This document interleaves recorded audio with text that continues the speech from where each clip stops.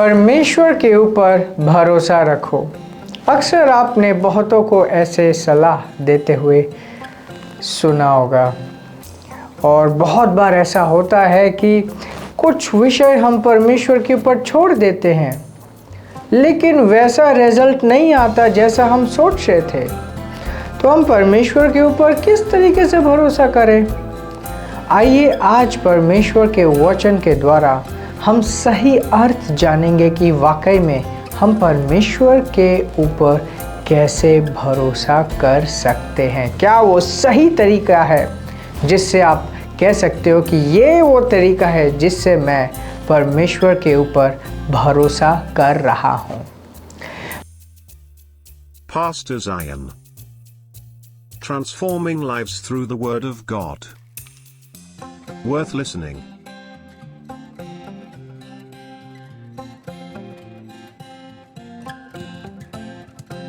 मैं आप सबको इस बहुत ही खास प्रोग्राम आओ बढ़े में स्वागत करता हूं और इससे पहले कि हम आगे बढ़े हम प्रार्थना करते हैं। धन्यवाद पिता प्रभु यीशु मसीह के नाम में, तू अच्छा है, भला है। मैं इन सारे भाई और बहनों के लिए प्रार्थना करता हूं जो मुझे सुन रहे हैं, देख रहे हैं, जिन्होंने अपना विश्वास हमारे साथ जोड़ा हुआ है। इस आओ बढ़े के परिवार के लिए मैं प्रार्थना करता हूँ कि आज इनके हृदय, इनकी आत्मा खुली हो तेरे द्वारा आगे बढ़ाए जाने के लिए। तेरे वचन को विश्वास और आनंद और दीनता के साथ ये ग्रहण करने पाए और इनका जीवन पहले जैसे ना रहे। प्रभु यीशु मसीह के नाम में मैं ये प्रार्थना करता हूँ। आमीन, आमीन। Praise the Lord. सबसे पहले मैं प्रभु यीशु मसीह के द्वारा कहा गया एक बहुत ही फेमस वर्स मैं रखूंगा आपके सामने। मत्ती की पुस्तक 11 अध्याय और 28 आयत। ये कहता है, come to me all who labour and are heavily laden and I will give you rest. कहते मेरे पास आओ तुम जो दबे हुए हो बोझ से और मैं तुम्हें आराम दूंगा। परंतु यहाँ तक सीमित नहीं है, उसके बाद एक नेक्स्ट वर्स भी है जो कहता है, take my yoke upon you and learn from me for I am gentle and lowly in heart and you will find rest for your souls.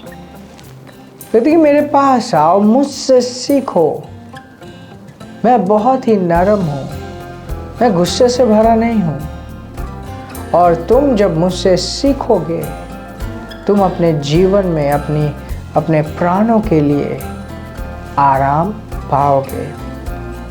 Verse 30, for my yoke is easy and my burden is light. ये कहते कि मेरा जो भार है वो सरल है, वो कम है, मेरे पास आओ। बहुत बार ऐसा होता है कि हम सिर्फ पहला वर्स सुनते हैं, पहला वर्स पढ़ते हैं और गहराई में जाने की का रवैया नहीं रखते और सोच लेते कि ओके परमेश्वर ने कहा है कि उसके ऊपर भरोसा करो, हम प्रभु यीशु मसीह के पास आए हैं, अब वो सब कुछ ठीक कर देगा। परंतु वहां तक सीमित नहीं है। ऑफ कोर्स परमेश्वर कुछ भी बदल सकता है, लेकिन उसने कहा है कि मुझसे सीखो। Okay, let's take to another place, let's go to another place. Proverbs की पुस्तक में जाएंगे और 3 अध्याय और 5 वे आयत से पढ़ूंगा मैं। और ये कहता है, trust in the Lord with all your heart. तो प्रभु के ऊपर अपने पूरे हृदय के साथ भरोसा करो। And lean not on your own understanding. और अपने हिसाब से, अपने सोच के हिसाब से भरोसा मत करो। या तो अपने बुद्धिमत्ता के ऊपर भरोसा मत करो, अपने खुद के सोच के ऊपर भरोसा मत करो, परंतु प्रभु के ऊपर पूरे हृदय के साथ भरोसा करो।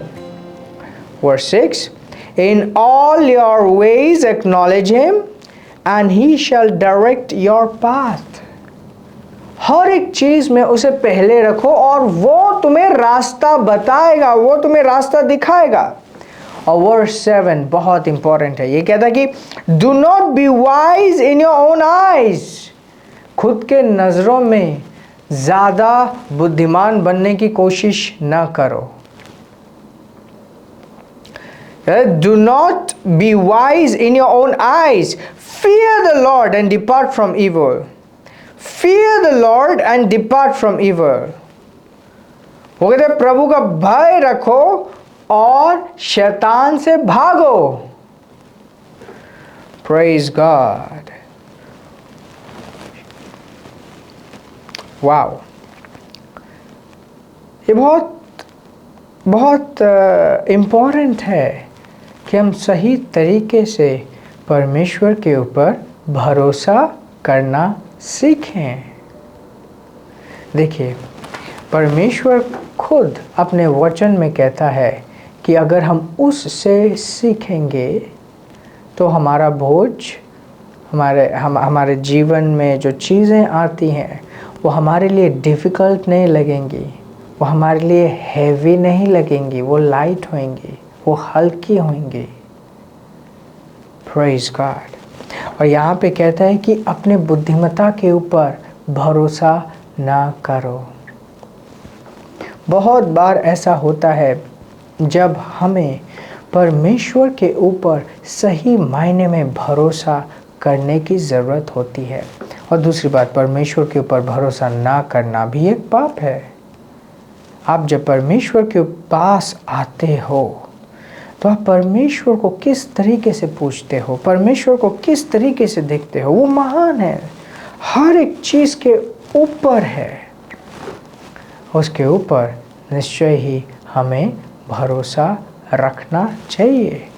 और एक सही तरीका है उसके ऊपर भरोसे को रखने का। Praise God, praise God. अब थोड़ा सा हम प्रैक्टिकल बात करते हैं। बहुत बार अक्सर हम देखते हैं कि हम जब सुनते हैं कि परमेश्वर के ऊपर भरोसा रखना है तो सबसे पहले हम कहते हैं कि ओके परमेश्वर, मैंने ये सारी चीज़ें तेरे हवाले कर दी है, मैं इन सारी बातों को तेरे सामने रखता हूँ, तू मेरी परवाह करता है, तो मैं इन सारी बातों को तेरे सामने रखता हूँ और मैं इन बातों के ऊपर चिंतित नहीं होऊंगा। And that's a very good thing. ये बहुत सुंदर चीज़ है, वाकई में ऐसा करना चाहिए, परंतु यहीं तक हमें रुकना नहीं चाहिए। इसका अर्थ क्या है कि हमने सब कुछ परमेश्वर को दे दिया है।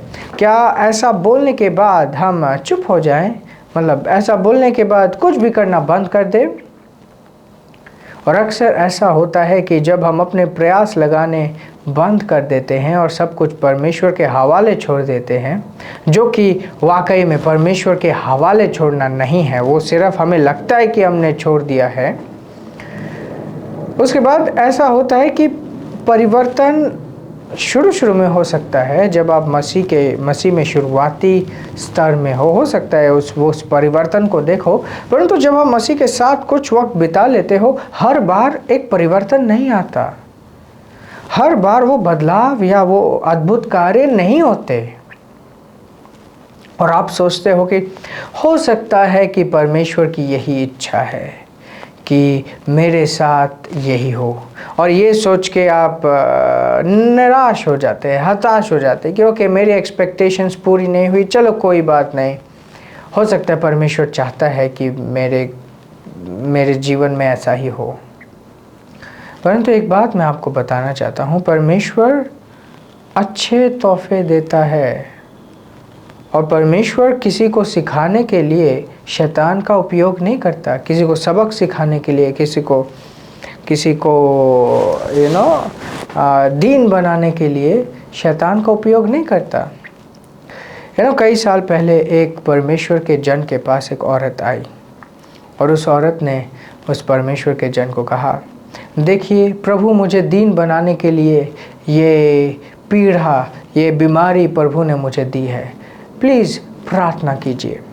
और उस प्रभु के जन ने कहा कि ओके परमेश्वर, आप इसके ऊपर और पीड़ाएं डाल दो ताकि ये और दीन होए।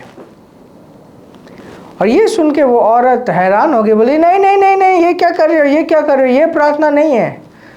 तो उसने पूछा कि आप चाहते हो कि प्रभु के द्वारा दी गई चीज़ों को मैं आप ही के ऊपर से हटा दूं? वो तो प्रभु है, प्रभु के पास तो सबसे बेस्ट नॉलेज है, तो और दो। उसके बाद वो औरत रोते हुए कही कि नहीं,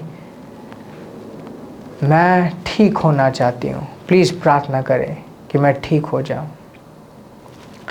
उस समय वो परमेश्वर का जन बता रहा था कि ये परमेश्वर नहीं है जो वो सारी चीज़ें उसके जीवन के ऊपर डाल रहा है। ये परमेश्वर नहीं है, वो शैतान था। शैतान अपनी बीमारियों को उसके ऊपर डाल रहा था। कितनी सरल बात है। तो हमें आज जानना है कि एक सही तरीका है, हम परमेश्वर के ऊपर हर एक चीज़ डाल सकते हैं। और दूसरी बात, सिर्फ मान लेना कि मैंने परमेश्वर को सारी चीज़ें दे दी और अपने आप ठीक हो जाएंगी, वो भी सही नहीं है, वो पूरा नहीं है, वो अधूरा सच है। अब मैं एक परमेश्वर के वचन से एक चीज़ दिखाऊंगा। फिलिपियों की पुस्तक 2 अध्याय। आप एक चीज़ देख रहे हैं, हम कोई भी बाइबल का पोर्शन सिर्फ एक वर्स नहीं पढ़ रहे हैं, हम उससे थोड़ा सा आगे बढ़ के उसके कॉन्टेक्स्ट को समझने की, अच्छे तरीके से समझने की कोशिश कर रहे हैं। Praise the Lord. फिलिपियंस की पुस्तक 2 अध्याय और मैं पढ़ूंगा 12 से। Therefore, my beloved, as you have always obeyed, not as in my presence only, but now much more in my absence, work out your own salvation with fear and trembling. कहते हैं, इसलिए प्रियो, जिस तरीके से तुमने मेरे सामने मेरी आज्ञाओं का पालन किया, तुमने इन आज्ञाओं को मेरे अनुपस्थिति में भी पालन किया। और अब मैं कहता हूँ, अपने उद्धार के कार्य को करो परमेश्वर के भय में। Verse 13, for it is God who worketh in you both to will and to do for his good pleasure। क्योंकि ये परमेश्वर ही है जो तुम्हारे इच्छा में काम करता है, मतलब वो तुम्हारे अंदर सही इच्छा उत्पन्न करता है और उसकी इच्छा को पूरी करने के लिए तुम्हें सामर्थ्य भी देता है। Praise God, praise God. यहाँ पे हम एक बहुत ही इम्पोर्टेंट चीज़ देखते हैं। ये कहता है कि तुम अपने उद्धार को खुद ही वर्कआउट करो। यहाँ पे एक शब्द है, अंग्रेजी में लिखा है work out your own salvation. अपने उद्धार को खुद ही वर्कआउट करो। वर्कआउट का क्या अर्थ है? वर्कआउट का अर्थ है इंतज़ाम करना। कहते हैं ना कि okay, workout a way, workout a plan. मतलब ये तुम्हारे ऊपर है कि तुम अपने उद्धार को वर्कआउट करो। और यहाँ पे सिर्फ एक आत्मा के उद्धार के बारे में नहीं कहा गया, ये सिर्फ उद्धार लिखा है। उद्धार का एक बहुत बड़ा मतलब है। ऑफ कोर्स ये पाप से उद्धार भी है, परंतु ये सिर्फ पाप से उद्धार नहीं है। आप अपने जीवन में अलग अलग समय चुनौतियों से घिर जाते हो और उस समय आपको एक उद्धार की ज़रूरत होती है। मान लो एक व्यक्ति बहुत ज़्यादा कर्ज में डूब गया है, उसे एक उद्धार की ज़रूरत है।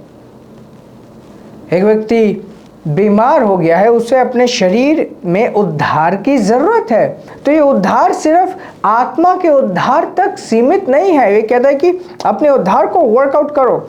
उसके बाद ये कहता है कि परमेश्वर है जो तुम्हारे अंदर अपनी इच्छा को डालता है और तुम्हें क्षमता भी देता है उन इच्छाओं को तुम पूरा करने पाओ। Praise God. हम परमेश्वर के लिए सिर्फ सब्जेक्ट्स नहीं हैं, हम उसके मशीन्स या उसके कंप्यूटर्स या उसके गैजेट्स नहीं हैं कि वो खुद अपने हिसाब से सब कुछ चलाएगा, परंतु उसने हमें अपना पुत्र बनाया है। हम उसके साथ किसी वाचा में नहीं परंतु एक रिश्ते में है। प्रभु यीशु मसीह ने जो वाचा इस पृथ्वी में नए वाचा को वो ले आया, हम उस नए वाचा के फल हैं। हम परमेश्वर की आत्मा से जन्मे हैं। आज परमेश्वर हमारा पिता है और हमारा पिता होने के नाते हम उसके पुत्र हैं, हम उसके जाति से हैं। उसकी आत्मा हम में रहती है, हम में वास करती है। वो हम में अपनी क्षमताओं को डालता है, अपनी इच्छाओं को डालता है और ये हमारी सहभागिता है उसके साथ। Praise God, praise God. James की पुस्तक, द बुक ऑफ जेम्स। जो चीज़ें मैं आपको समझा रहा हूँ वो बहुत सरल है, परंतु ध्यान दीजिए अंत तक। बहुत सारी चीज़ें आप समझेंगे और सरल चीज़ें समझेंगे, कोई डिफ़िकल्ट नहीं है। मैं आपको ऐसा नहीं कह रहा कि किसी एक जगह जाओ, किसी एक पर्वत जाओ, कहीं से कुछ लेके आओ, ये इंतज़ाम करो, वो इंतज़ाम करो, ऐसी कोई चीज़ नहीं है। परमेश्वर हम सब के साथ है, परंतु उसने हमें एक आत्मिक जीवन दिया है। इस आत्मिक जीवन में भी परमेश्वर का पक्ष हमारे साथ है। जैसे यीशु ने कहा कि मुझसे सीखो। Of course. Okay. James chapter 1 verse 22. Be ye doers of the word and not hearers only. कहते कि परमेश्वर के वचन को पूरा करने वाले बनो, सिर्फ सुनने वाले ही नहीं। हिंदी में एक अनुवाद है, वचन के ऊपर चलने वाले बनो या मानने वाले बनो, वो गलत है। ये लिखा है डूअर्स ऑफ द वर्ड, मतलब वचन को पूरा करने वाले बनो। और एक शब्द होगा फुलफिलर्स, बहुत सारे ट्रांसलेशंस में लिखा है फुलफिलर्स ऑफ द वर्ड। परमेश्वर के वचन को अपने जीवन में पूरा करने वाले बनो, सिर्फ सुनने वाले नहीं बनो। For if anyone is a hearer of the word and not a doer, he is like a man observing his natural face in a mirror. 24. For he observes himself and goes away and immediately forgets what kind of man he was. परमेश्वर के वचन को पूरा करो अपने जीवन में, सिर्फ सुनो नहीं। क्योंकि अगर कोई सुन के भूल जाता है, वो एक ऐसा व्यक्ति है जो अपने आप को आईने में देखता है और आईने में देखकर भूल जाता है कि किस तरीके का व्यक्ति वो था। वो अपने ही पहचान को भूल जाता है। यहाँ पे लिखा है be the doers of the word, be the doers of the word, and that is so important, that is so important। यही वो तरीका है कि हम परमेश्वर के ऊपर भरोसा करें, यही वो परमेश्वर के ऊपर भरोसा करने का तरीका है। परमेश्वर के ऊपर भरोसा करने का मतलब है उसके वचन के ऊपर भरोसा करना। जब आप परमेश्वर के वचन को सुनते हो, देखते हो, पढ़ते हो, अध्ययन करते हो, उसमें आप अपनी छवि देख पाते हो। उस छवि को आपको पकड़ना है, उस छवि में ज़्यादा विश्वास करना है, ना ही कि उन चीज़ों को देखना है जो परिस्थिति आपको दिखाए। आपका विश्वास, आपका जो विश्वास है वो ऐसी चीज़ है जो आपको इस पृथ्वी के ऊपर, इस संसार के ऊपर विजय देती है। और ये उतना मुश्किल नहीं है, एकदम मुश्किल नहीं है। कितना सरल है हम सब के लिए कि हम पवित्र आत्मा के साथ समय बिताएं। कितना सरल है हमारे लिए कि हम परमेश्वर के साथ चलें। कितना सरल है।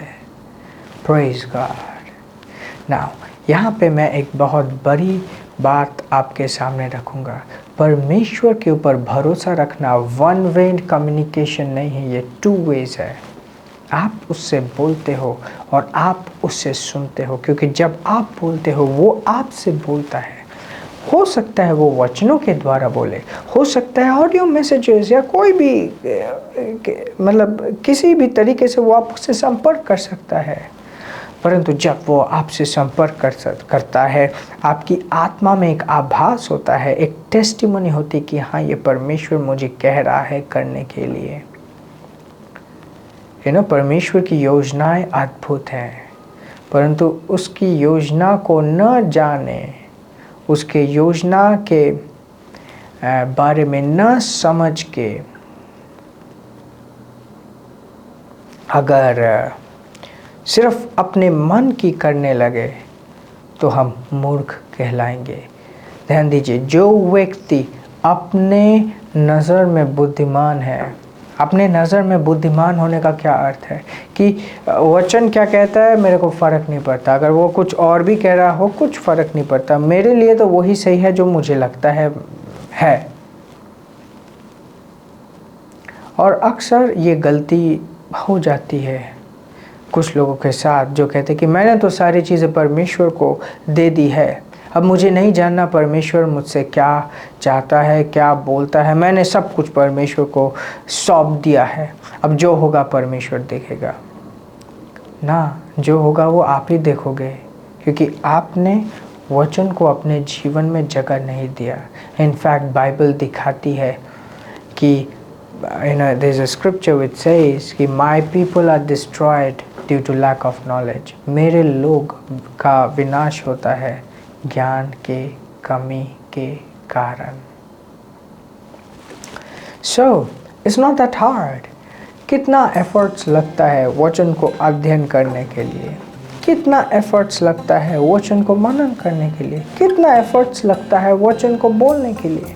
ज़्यादा एफर्ट्स नहीं लगता, बट ये बहुत ही शक्तिशाली रीति से कार्य करता है। जब आप वचन के गहराइयों में जाते हो, आपकी समझ बढ़ती है, परमेश्वर की इच्छा को आप समझ पाते हो, उसके तरीकों को आप समझ पाते हो। आप कुछ भी अपने मन से करके अगर आप सोचो कि मैंने तो परमेश्वर को सारी चीज़ें सौंप दी हैं तो सब कुछ परमेश्वर देख लेगा, that doesn't happen। परमेश्वर ने कहा है कि work out your own salvation with fear and trembling. अपने उद्धार के लिए तुम ही जिम्मेदार हो। परमेश्वर आप तक सुसमाचार पहुंचा सकता है, परंतु वो चॉइस कि मैं प्रभु के साथ चलूँगा, ये आपका खुद का ही होता है। परमेश्वर आपके पास वचन पहुंचा सकता है, परंतु उस वचन को मैं विश्वास में तब्दील करके अपने जीवन में रिजल्ट्स लाऊंगा, ये आपका चॉइस होता है। मैं एक दिन सोच रहा था कि इतना सरल कैसे होता है एक व्यक्ति को गलत काम करने के लिए टेम्प्ट होने में, मतलब इतनी आसानी से एक व्यक्ति ललचा कैसे जाता है। परमेश्वर ने तो हमें अपने छवि में बनाया था, इतनी जल्दी एक व्यक्ति ललचा कैसे जाता है। इसका एक सुंदर कारण है, और वो कारण है परमेश्वर ने हमें चुनाव की शक्ति दी है। जब आप जानेंगे कि परमेश्वर ने आपको चुनाव की शक्ति दी है, तो आप पाएंगे कि ओके, मैं चुन सकता हूँ सही को और गलत को ना बोल सकता हूँ। So learn to say no in your life. Learn to say, शैतान को भी ना बोलना सीखें, वचन को एम्ब्रेस करें। और मुझे यकीन है आपका जीवन, जब आप इस तरीके से चलेंगे, विश्वास के साथ चलेंगे, वचन के द्वारा चलेंगे, आपका जीवन पहले जैसे नहीं रहेगा।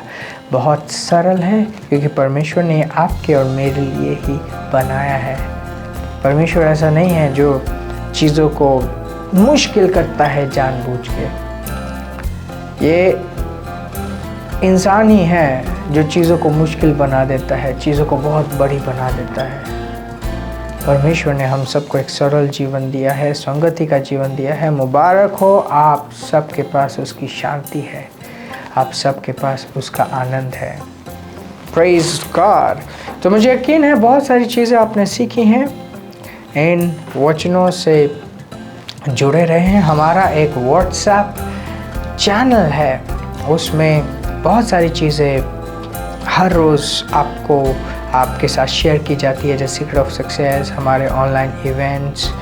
इनफैक्ट मैं भी आपको एक डीएम भेजता हूँ फ्रीक्वेंटली। तो इंश्योर आप व्हाट्सएप चैनल से जुड़े।